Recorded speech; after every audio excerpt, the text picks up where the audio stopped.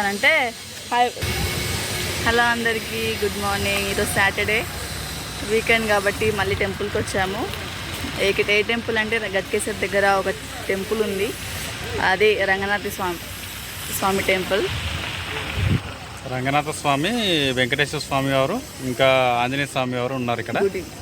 గుడి మాత్రం చాలా బాగుంది, అసలు చాలా బాగుంది, నైస్. లోపలికి వెళ్ళి చూపిస్తాను ఎలా ఉందో, వెళ్ళిపోదాం పదండి. ఇదిగోండి కనిపిస్తుంది కదా బోర్డు, శ్రీ రంగనాథ స్వామి అలాగే వెంకటేశ్వర స్వామి దేవస్థానం అన్నమాట. ఇది ఎక్కడ ఉందంటే యానంపేట్, మేడ్చల్, మల్కాజ్గిరి డిస్టిక్ అనమాట. ఇది గట్కేసర్ దగ్గర ఉంది అనమాట. ఇప్పుడు లోపలికైతే వెళ్ళిపోదాం. నేను ఈ గుడి గురించి తెలుసుకున్నది విషయాలన్నీ మీతో షేర్ చేసుకుంటా. దీనికి 400 సంవత్సరాల చరిత్ర ఉందంట. ఇది ఔరంగజేబుల కాలంలో ధ్వంసం గావింపబడిన ఈ దేవాలయం దాతల సహకారంతో 2007లో మళ్ళీ ఆ సంవత్సరంలో పునర్నిర్మాణం చేయబడిందనమాట. ఇక్కడ ఏ దేవుళ్ళు ఉంటారంటే ప్రధానంగా వెంకటేశ్వర స్వామి, మహాలక్ష్మి, గోదాదేవి మరియు రంగనాథ స్వామి వాళ్ళ ధ్రువ మూర్తులతో పాటు ఉత్సవమూర్తులు కూడా ఉన్నాయన్నమాట. దాదాపుగా 7 అడుగుల పైన ఉన్న వెంకటేశ్వర స్వామి వారు ధ్రువమూర్తి అద్భుతంగా ఉంటుందన్నమాట. పక్కనే శయనమూర్తి అయిన అంటే రంగనాథ స్వామి అన్నమాట, వారి ఆలయం ఉంది ఇక్కడ. అలాగే ప్రతి ఏడాది వైకుంఠ ఏకాదశి మరియు సంక్రాంతి ముందు రోజు గోదా కళ్యాణం వైభవంగా జరుపుతాయన్నమాట. అలాగే ప్రధాన ఆలయాలతో పాటు క్షేత్రపాలకుడైన హనుమాన్ ఆలయం కూడా ఉందన్నమాట. దాని ఎదురుగానే ఉంటుంది హనుమాన్, మళ్ళీ చూపిస్తాను మీకు. ఈ ఆలయం కూడా అతి పురాతనమైనదన్నమాట. అలాగే వినాయకుడు, రాజరాజేశ్వరి దేవి, నాగదేవత ఆలయాలు కూడా నిర్మించారు. అలాగే 2 ఎకరాల పైబడి స్థానంలో చుట్టూ పచ్చని పొలాలతో రమణీయ వాతావరణంలో కాస్త ఎత్తులో నిర్మించిన ఆలయంలో విశాలమైన ప్రాంగణం కూడా ఉంది. అయితే ఇన్ని దేవతలున్న ఈ ఆలయానికి అర్చకుడు ఒకరే ఉన్నారన్నమాట. ఆయనకు కూడా పెద్దగా ఆదాయం ఏమీ లేదు. ఎవరో దాతలు సమర్పించిన విరాళాలతోనే నిత్య ధూప దీప నైవేద్యాలు చేస్తున్నారు. అప్పుడప్పుడు సాధారణ రోజుల్లో భక్తులు ఎవరు రాకపోవడం వల్ల ఇది పెద్దగా ఆలయం నిర్మించడం కష్టంగా అసాధ్యమే అని ఇక్కడ అంటున్నారనమాట. ఇక్కడ అర్చకులు ఆయన పేరు ఏంటంటే శ్రీ వేణుగోపాల ఆచార్యులు అన్నమాట. అలాగే గత 7 ఏళ్ళుగా ఇక్కడే తన కుటుంబంతో పాటుగా నివాసం ఉంటున్నారన్నమాట. తనకు చేతనయ్యేంత నిత్య ఆరాధన దేవుడికి చేస్తున్నాడు. అలాగే ఇదేంటంటే ఇటువంటి పురాతనమైన ఆలయానికి తగినంత ప్రచారం కల్పించలేకపోవడం దురదృష్టకరం అన్నమాట. గుడి మాత్రం చాలా అద్భుతంగా ఉంది అసలు. ఇప్పటికైనా ఎటువంటి ఆలయాలపై దృష్టి సారించి తగిన ప్రచారం కల్పించి ఆలన పాలన చూడవలసిన కనీస బాధ్యత మనకు ఉంది, అలాగే ప్రభుత్వానికి ఉంది. గవర్నమెంట్ ఆఫ్ తెలంగాణ అలాగే పర్యాటక శాఖ వారి పైన తెలంగాణ టూరిజం ఉన్నది. ఈ గుడి గురించి మనం అందరం ప్రచారం చేద్దాం, అందరికి షేర్ చేద్దాం. ఇలాంటి పురాతనమైన గుడి గురించి అందరు తెలుసుకోవాలి. అందుకే ఈ గుడి గురించి మొత్తం తెలుసుకొని మీకు ఈ వీడియో పోస్ట్ చేస్తున్నాను, అలాగే ఇన్ఫర్మేషన్ షేర్ చేస్తున్నాను. అలాగే ఈ వీడియోని కూడా అందరు లైక్ చేయండి, షేర్ చేయండి. అలాగే చూడండి, ఇదంతా ఈ ఆలయం గురించి మొత్తం వివరాలన్నీ ఇక్కడ ఉన్నాయన్నమాట. నాకు తెలిసిన ఇన్ఫర్మేషన్ అయితే మీకు షేర్ చేశాను. మీకు నచ్చుతుందని నేను అనుకుంటున్నా. చూడండి, వెంకటేశ్వర స్వామి వారు ఎంత అద్భుతంగా ఉన్నారు, అద్భుతంగా అలంకరించారు. చూడ్డానికి రెండు కళ్ళు చాడట్లేవు అసలు. ఒక్కసారి ఈ గుడిని, ఈ టెంపుల్ని విజిట్ చేయండి. చాలా చాలా పీస్ఫుల్గా ఉంది అసలు.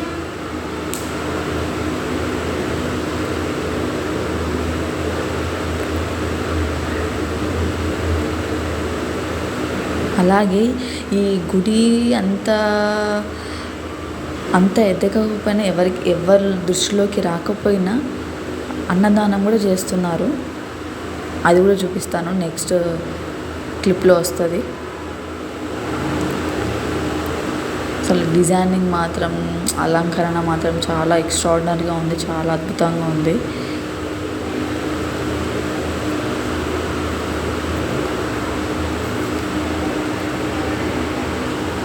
కానీ ఆ రోజు సాటర్డే కాబట్టి అందరూ బాగానే కొంతమంది వచ్చారు. ఇంకా వెలుగులోకి రావాలి ఈ గుడి గురించి.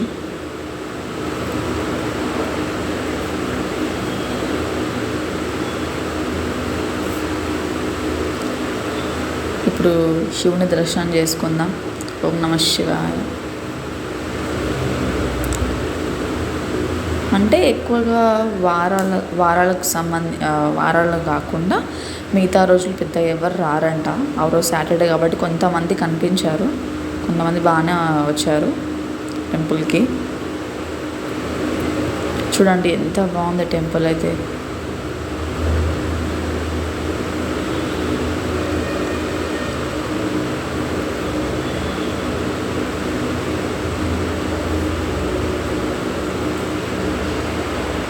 అర్చన కూడా ఎక్కువ రేట్ కూడా ఏం పెట్టలేదు, జస్ట్ 20 రూపీస్ మాత్రం మేమైతే చేయించాము అర్చన.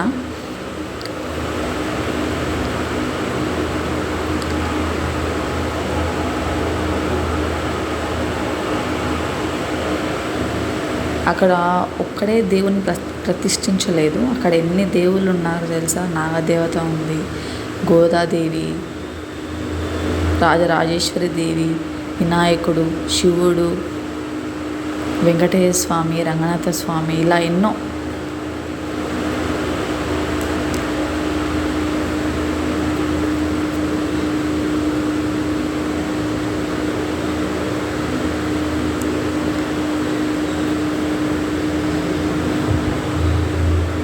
చూడండి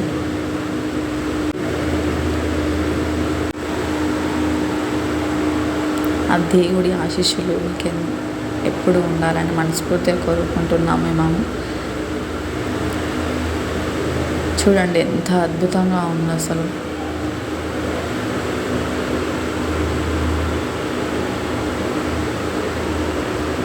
అందరు దేవుళ్ళను ఒక చోట చూసినట్టుంది. ఇక్కడ కూడా అర్చన చేయించాము మేము.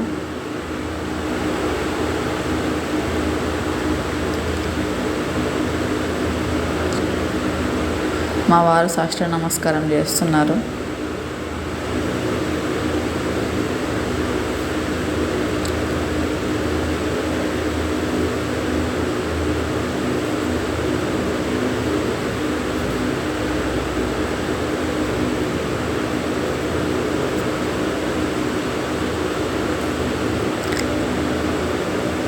మనకు ఉన్న కొంచెం బాధ్యతతో ఈ గుడి అభివృద్ధిని మనం పెంచుదాం. మనం ఏం చేసేది లేదు, జస్ట్ షేర్ చేయండి అంతే. అలాగే ఒకసారి వచ్చి విజిట్ చేయండి, మళ్ళీ రావాలనుకుంటారు మీరు.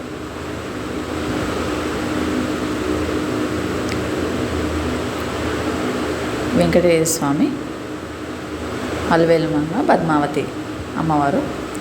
చూడండి గుడి ప్రాంగణం ఎలా ఉందో అసలుకి. చుట్టూ చెట్లు, మధ్యలో టెంపుల్, కూర్చోడానికి సిట్టింగ్ ఏరియా లాగా కూడా ఉంది.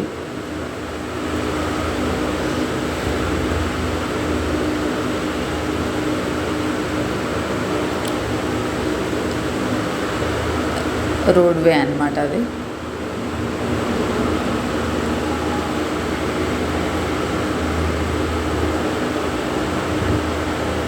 చూడండి ఎంత పీస్ఫుల్గా ఉందో.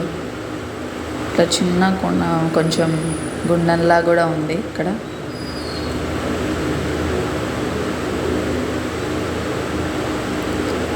ఇక్కడ ఎక్కువసేపు ఉండనివ్వలేదు. వాటి ఫ్లవర్స్ చూడండి, అన్నదానం కూడా చేశారు. మేము చేద్దాం అనుకున్నాం, కానీ మేము వెళ్ళేవారికి, దర్శనం చేసుకుని వెళ్ళేవారికి మొత్తం గిన్నెలు కడిగి పెట్టేస్తున్నారు. నిజంగా ఉన్నట్టయితే మేము అక్కడనే తినేసి వెళ్ళేవాళ్ళం, కానీ మాకు అదృష్టం లేదు. చూడండి, కిందకి దర్శనం చేసుకొని వచ్చేవారికి కంప్లీట్ అయిపోయింది అన్నదానం. నవగ్రహాలు చూడండి, ఇదే గుడికి ఎదురుగా ఉన్న ఆంజనేయ స్వామి టెంపుల్ అన్నమాట.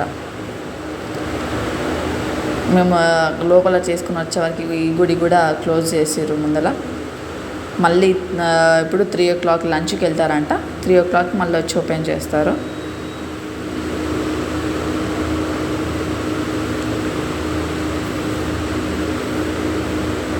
మా ఆయన ప్రదక్షిణలు చేస్తున్నాడు. జస్ట్ ఒక ఫ్యూ మినిట్స్ వచ్చినంటే మేము లోపల కూడా వెళ్ళేవాళ్ళం, కానీ జస్ట్ అప్పుడే క్లోజ్ చేశారంట. 12 అవుతుందండి. No 12:40 lunch time. లంచ్కి వెళ్ళారంట.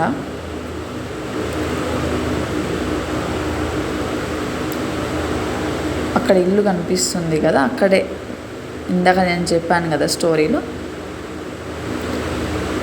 అర్చకుడు అక్కడనే ఉంటారనమాట వాళ్ళ ఫ్యామిలీతో. ఇది గుడి ప్రాంగణం, నాగదేవత.